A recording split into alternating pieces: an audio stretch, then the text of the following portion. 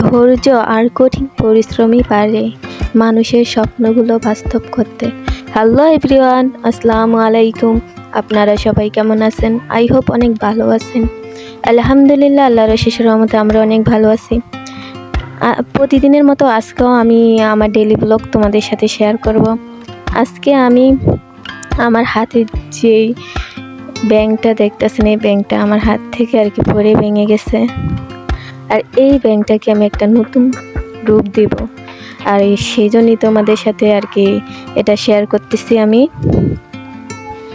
এখানে একটা গাম নিয়ে নিছি, আর ক্লে তো সবাই চেনো, 2টা ক্লের প্যাকেট নিছি, আর 5 টাকা দিয়ে 10 টাকা দিয়ে জরির প্যাকেট কিনে নিছি।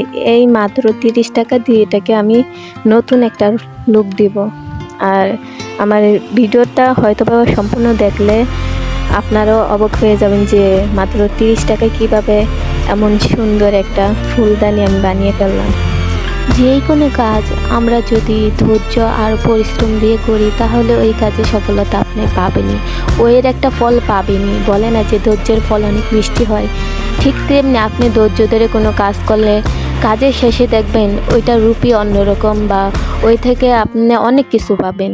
সেজন্য আপনাদেরকে আমার একটাই কথা বলার, যে ধৈর্য আর পরিশ্রম নিয়ে একটা কিছু করেন, আপনার স্বপ্ন মন থেকে চাইলে ইনশাল্লাহ আল্লাহ পূর্ণ করার মালিক আল্লাহ। তারপরে ধৈর্য আর পরিশ্রম তো আপনাকেই দিতে হবে নাকি?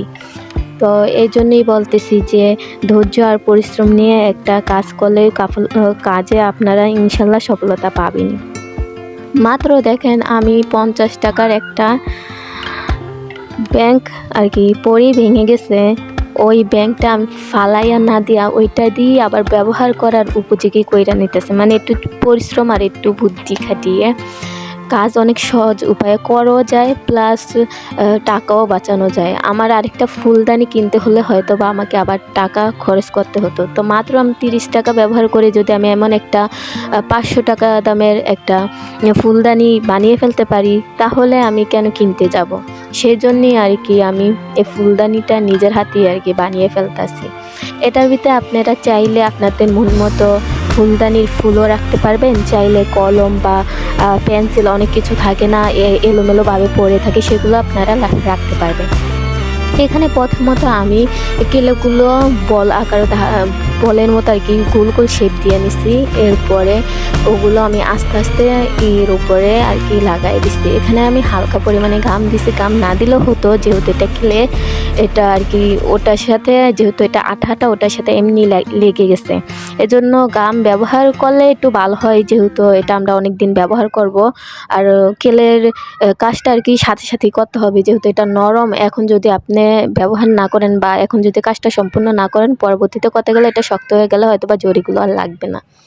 আমি এগুলো গোল গোল শেপ করে ওগুলো লাগাই দিচ্ছি। লাগাই দেওয়ার পরে আবার আরেকটা শেপ দিচ্ছি, ওটা হচ্ছে পাতার মতো। ওই শেপটা দেওয়ার পরে মানে লুকটাই পুরো চেঞ্জ হয়ে গেছে। দেখেন অনেকটা সূর্যমুখীর মতো লাগতেছে আমার থেকে, পরে দেখলেও হয়তো বা বুঝতে পারবেন। এখানে আমি জরিগুলো এটার উপরে ছিটায় ছিটায় দিতেছি, যতটুকু রাখার ওটা রেখে আবার পরবর্তীতে ঝেড়ে ফেলে দেওয়া লাগবে। আমি একটা ব্রাশ নিছি আলতো হাতে, ব্রাশটা দিয়ে আমি ওটাকে ওটাকে আমি ঝাড়া দিতেছি, যাতে যেটা আলগা রয়েছে ওইটা নিচে পড়ে যাবে। আর অপচয় করা তো ঠিক নেই, এটা আমি ফেলিয়ে দেবো কেন? সেজন্য আমি এগুলো আবার ফিরে দিতেছি, যতটুকু লাগার প্রয়োজন ওটুকু লাগবে।